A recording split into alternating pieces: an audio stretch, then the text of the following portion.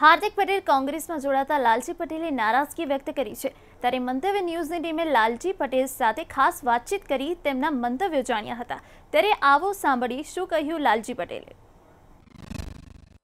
હાર્દિક પટેલ જ્યારે કોંગ્રેસમાં વિધિવત રીતે કાલે જોડાઈ ગયા છે એ બાબતે આપણે લાલજીભાઈ પટેલને વાત કરીશું। લાલજીભાઈ પટેલ શું કહેવા માગે છે?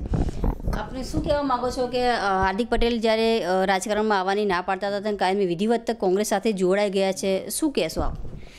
જો રાજકારણમાં જોડાવું એનો અંગત પ્રશ્ન છે, કોઈ પણ પાર્ટીની અંદર જોડી શકે છે, પણ જ્યારે વારંવાર જ્યારે પણ અમે સંમેલનો કરતા કે જ્યારે મીડિયા આગળ કહેવાનું થાય પ્રેસ દ્વારા, તો એને એક જ વાત કરી છે કે હું ફક્ત ને ફક્ત પાટીદાર સમાજના સામાજિક કાર્યકર જ છું અને હું જ્યારે પણ કોઈ પાર્ટીમાં જોડાઉં, ભાજપ કોંગ્રેસ કે આપો, ત્યારે તમે મને ગદ્દાર કહેજો।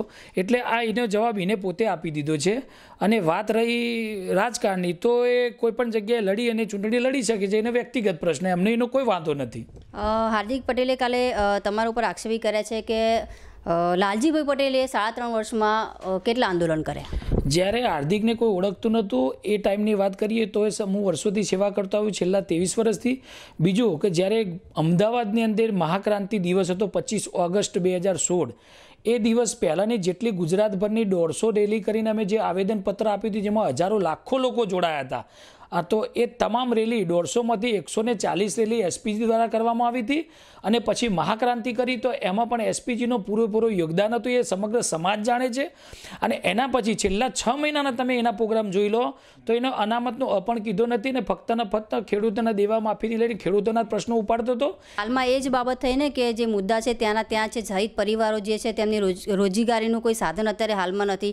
ઘણા પરિવાર એવા છે કે એમની વાઈફને બહાર કમાવા જવું પડે છે, તેવી પરિસ્થિતિ છે, તે છતાં બી તેમને જોયું નથી આ પરિવાર સામે। એ બાબતે આપ શું કહેશો? હું એ જ વસ્તુનો આજનો વિરોધ, જ્યારે કોંગ્રેસમાં ગયો અને પૂછાવા ગયો છે કે પૂછીને ગયો છે, હું એ જ વસ્તુનો વિરોધ કરું છું કે અમારા મુદ્દા બાકી છે ને ગયો છે એનો જ હું વિરોધ કરું છું। બાકી ચૂંટણી જીતીને આવે એનો મને કોઈ વિરોધ નથી। મુદ્દા બાકી છે અને પૂરા નથી થયા, અને જ્યારે રાજકારણમાં જવાની વાત છે પોતે એવું બોલતો તો તમે મીડિયા જોઈ શકો છો। સમાજ શું એને આવકારશે?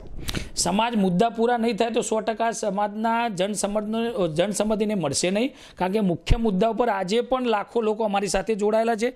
એ મુદ્દા ભટકીને જો બીજી બધી વાતો કરશે અને કોંગ્રેસનો જ વફાદાર રહેશે અને જો સમાજનો વફાદાર નહીં રહે તો 100% જનસંમતિ ગુમાવી બેસશે। હાર્દિક પટેલ જ્યારે કોંગ્રેસમાં જોડાઈ ગયા છે, આપણે લાલજીભાઈ પટેલ સાથે વાત કરી, જે આંદોલનમાં તેમને પડખે ઊભા હતા, તેમને પણ સાઈડ કરીને આજે હાર્દિકભાઈ જે છે કોંગ્રેસમાં જોડાઈ ગયા છે, વિધિવત તેમને ખેસ પહેરી લીધો છે। લાલજીભાઈનું એવું કહેવું છે કે જ્યાં સુધી તેમના મુદ્દા જે છે પૂરા નહીં થાય ત્યાં સુધી સમાજ એમને સપોર્ટ નહીં કરે અને તેમને સમાજ સાથે ગદ્દારી કરી છે। પાયલ યાદવ, મંતવ્ય ન્યૂઝ, મહેસાણા।